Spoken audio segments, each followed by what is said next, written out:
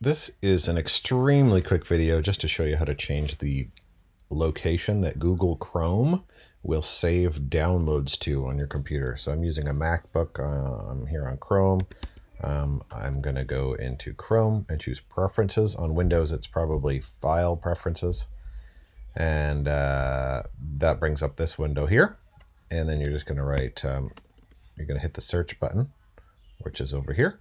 And you're going to write download in the search bar, and this is searching through your preferences, and here is where it's saving my downloads to right now. If I wanted to change that, I could hit change, and then I could pick my desktop or a downloads folder, whatever I wanted. I just say select, and you can see it updates the location here.